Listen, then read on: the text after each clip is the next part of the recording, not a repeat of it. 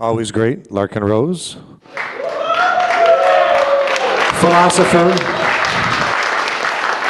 writer, got a special insight into psychopathy. For the crime of daring to keep what he earned, he was jailed by them, not with them, by them, and used that special insight to come up with the topic we're going to be speaking to today. And it is a chat with sociopaths. Please welcome Larken Rose.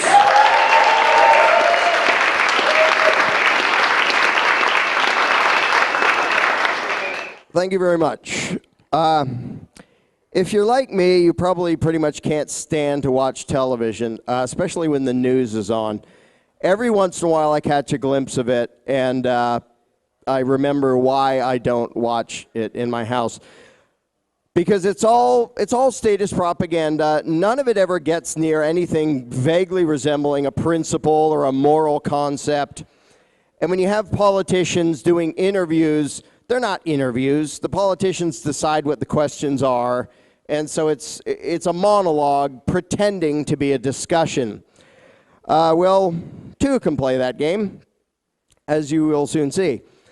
And it's particularly offensive to me that the biggest liars and crooks in the world are basically treated as deities when they're on television. Oh, you call them honorable and you treat them with respect, and you have to, the President of the United States, one of the biggest crooks in the world, and we're supposed to bow to him like he's like some superhuman thing. So I went out of my way to be disrespectful here for the interview I'm about to do. I got my ratty jeans on and wearing my cop block thing, didn't shave. And just as the last act of disrespect for the interview I'm about to do, I'm going to wear a ridiculous hat.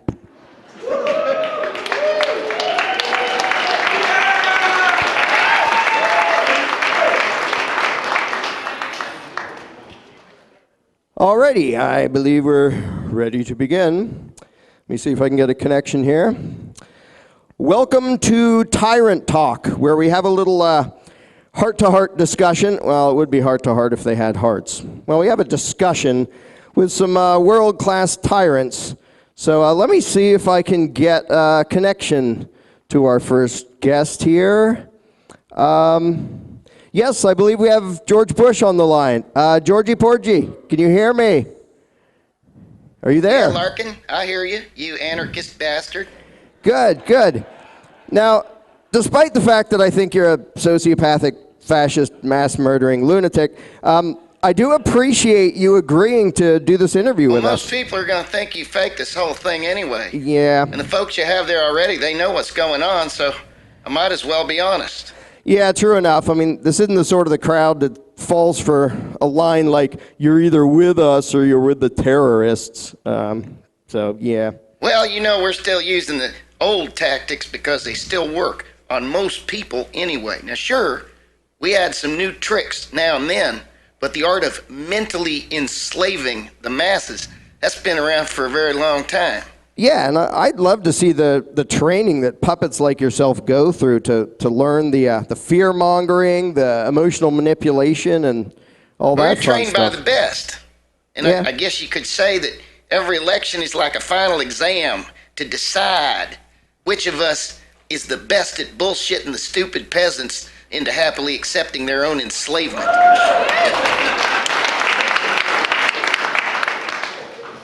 Yeah, but it's not. They don't just accept it; they demand their own enslavement. Well, yeah. When we do a really good job, people are just thrilled to throw away their freedoms. It's really kind of funny to watch. It's like lemons stampeding off a cliff. Lemons? Lemmings. Yeah. Lemons? No. George W. Bush. I'm using my words. Yeah. See, some of us are trying to undo this tyrannical BS, but it does seem that as long as you give Americans a choice between two narcissistic control freaks, they think they're free, which is just... Of course. Now, if we just came along and out of the blue tried to inflict a police state on you peasants, nobody would put up with it. Yeah. But when we gear up the propaganda and the fear-mongering, then we have an election, which is always between two collectivist authoritarians, of course. Well, then we can do anything we damn well please to you peasants, while saying that you chose it. That's we're representing you as we rob you blind and spy on you and control you and basically treat you all like crap. Yeah, and then by the time the people have had it with one of you lying crooks, the puppet masters will bring in a new face talking about change and hope, and it starts all over again. Same thing. Hey, it's been working for centuries. As long as we give people the illusion of choice, well, they get to pick which master will subjugate and exploit them. Then they imagine they are in charge. It's like livestock thinking they run the farm. Yeah. It's hilarious. Well, since we're on the topic now, this would be a good time to bring in another narcissistic megalomaniac puppet into the discussion. Let me see if we have. Yes, we have Barack Obama online. Can you hear me, Barry baby? Yes, I'm here. I didn't realize we were going to be this honest. I mean, George, aren't you a little worried about this? Come on, you seen how stupid the American people are. We can say anything we damn well please, and most of the sheep will keep right on worshiping us and voting for us. Yeah. And the troublemakers already know we're full of crap anyway, so who cares? I suppose. And like you said, they'll just think this was all faked or something. Now, it might be refreshing to drop the act for a bit, to be able to brag about some of the major strides we've made towards totalitarianism. Now, on that, I gotta hand it to you, Barry. You ran as an anti-war, pro-civil rights candidate. Now you're personally ordering murders around the world and pushing that police state stuff even further and faster than I ever did. And you still got reelected. That is awesome. Thank you. I learned a lot from watching you, George. Well, thank you. I am honored. The word is honored, but sorry to interrupt your little megalomaniac mutual admiration society meeting here, but I actually think you guys are in serious trouble. You and all the other control freak parasites. You're in trouble. I'm telling you. Why do you say that? Well, aren't you worried about the number of people who are escaping the bogus left-right statist paradigm, and they're starting to understand things like self-ownership and the non-aggression principle? And It's still a small minority, even though, yes, it has been growing fast recently. But I'm confident that we have enough mindless mercenaries, men and women in uniform, who will kill you if and when we tell them to do that. That we can handle it. see, I'm not so sure. I mean, look at your public push for public disarmament. I mean, you pulled out all the stops on that propaganda stunt. It fizzled. Millions of people ran out and bought guns and ammo, and that doesn't look to me like you have things under control. Well, you got a point, Barry. I mean, my party of puppets, at least we pretended to be for gun rights while building up the police state, spying on everyone, throwing due process out the window, and so on. But I think when you guys come along, maybe you tried to push things a little too fast. Yeah. Now, come on, George. By the time I got into office, you'd already riled up the peasants so much that a lot of people had already become disillusioned and distrustful of the whole game. Yeah. Starting to doubt the divine right of politicians altogether. Then you handed off that mess to me. You did, George. Hey, I had everyone scared to death of made-up terrorists. They couldn't wait to throw away their freedom in the name of security. By the time you took up the throne, I'd already given you indefinite detention torture. I gave you the drone program. I gave you perpetual war mongering. And could you have accomplished all that without me? Maybe not. And as we both learned in our tyrant training courses, each candidate has to push authoritarian control a little too far in one direction, so the next puppet can come along and pretend to oppose that, so it looks like people have a real choice. Of course, we never undo any of the totalitarian programs achieved by the puppet who came before, but we can always pretend to be against it. Yeah, but I think this time you tyrants have pushed things too far. I mean, the proverbial boiled frog, people are starting to notice, and you've just been cranking up the heat, both of you. I think we can handle it. Yeah, at some point, we might need to exterminate a few million dissidents. But, and let me be clear, I think we can get the majority to approve of that. All you have to do is label people terrorists, You can do damn near anything you want with them. Most of the mindless flag wavers will cheer. It worked for me. I got away with murder, literally. Yeah. Look, I'm a bit concerned that the resistance are the ones who still have guns. I mean, yeah, the majority are easy enough to dupe, but there's a growing group that nothing seems to work on. False flag stunts, fear-mongering propaganda, having all my elitist socialist buddies in Hollywood out there doing the emotional manipulation thing. More people are seeing through it now. Yep. And there's another problem. Bunch of our own mercenaries are starting to question things. Yeah. I mean, for all the decades of research and training that we've invested into creating unthinking mercenaries who will do whatever we say, there are a lot of bad cops and soldiers out there now talking about disobeying orders. Oath keepers. Damn, I'm glad I'm not on the throne anymore. Yeah, well, frankly, I just think the cult of statism is doomed. I mean, a lot of people still believe in the divine right of politicians and the legitimacy of government, but this discussion's begun. It's all over the place. You're not shutting it up now. The cat's out of the bag. Seriously, you're just... Look, I admit I am concerned. The whining and protesting, I don't mind. But there are a growing number of people out there who don't think we have the right to rule them all. As long as they're asking us if we'll let them keep some of their freedoms and keep some of their money, we're in good shape.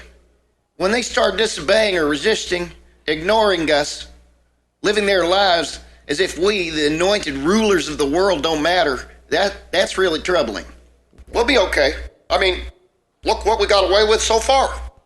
We robbed the people blind and gave them billions of dollars to our buddies in banking and business, and there was no revolution. We've gutted the concepts of due process, presumption of innocence, freedom of speech, limited powers. Hell, most people didn't even notice. That reminds me, Larken. Yeah. Now, I saw your video. What was that called? About tyranny in the U.S. Oh, it's called It Can't Happen Here. Yeah, that one. Now, at first I was a bit worried about the effect it might have on the human livestock. Then I remembered most of them been trained to have an attention span of 10 seconds or less, like me. So I stopped worrying. Yeah, that video's got like 30,000 views, which is good, but it's only like 1/10,000th of the population. But I mean, there's all sorts of people out there with all sorts of stuff hammering away at the superstition of authority. I mean, it's not just me, it's everywhere out there. Yeah, I know. And, I'm about to get my 1 millionth YouTube view, but Stefan Molyneux, he's way the heck ahead of me. You got Lou Rockwell and Ben Stone, Adam Kokesh, Mark Stevens. I mean, the list is huge. They're not going away. Yeah, look, why haven't we droned these guys yet, George? Well, it takes time to demonize someone enough to get away with knocking them off. If you do it wrong, you just end up making more rebels. Well, speaking of which, don't you think you guys are being a little stupid trying to paint almost anybody who criticizes the U.S. government as a terrorist? I mean, anybody who mentions the Constitution, anybody who doesn't like war, anybody who likes Ron Paul, anybody who doesn't like the IRS, you really think you can silence and vilify all these people? George, do we have the GPS coordinates of where this PorcFest event is taking place? Not sure. Well, we might be able to get that from a trace on this telephone call. Okay, because I've got a few drones standing by. Wait just a few more seconds. And I'm sorry, that's all the time we have for this show today.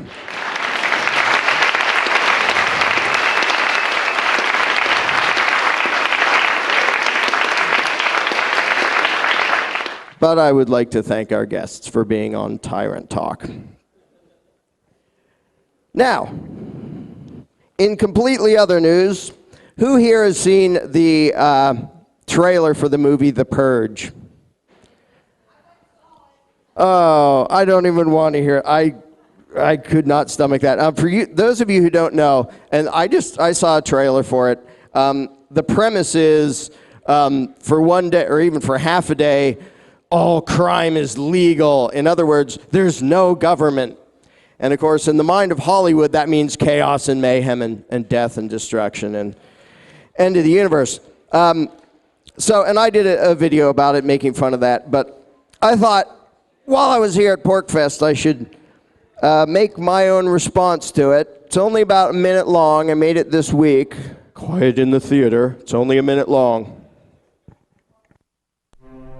Deep in the mountains of New Hampshire, for 1 week every year, lawlessness reigns. Hello! Hey! Would you like a beer?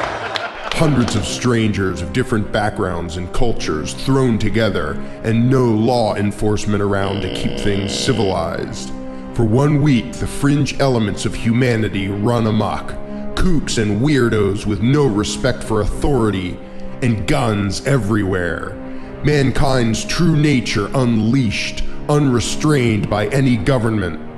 For 1 week, a glimpse at the horror and chaos, carnage, mayhem, and anarchy that would ensue if there were no politicians, tax collectors, bureaucrats, and cops around to keep everyone in line. Will anyone survive the porkage? Rated PG-13. Some material may be existentially disturbing to conformist dupes who still believe the state is propaganda.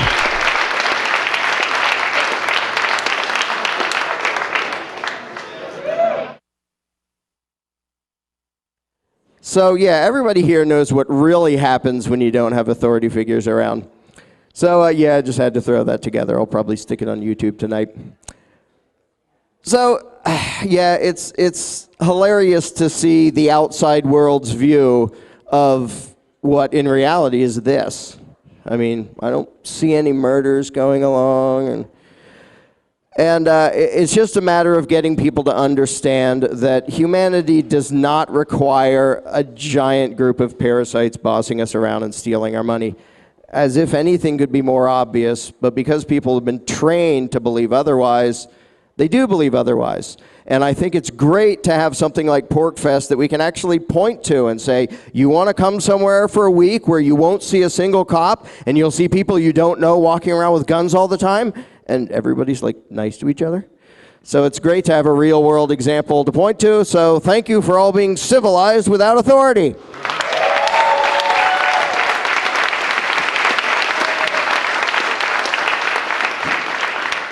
That's all. I'm done.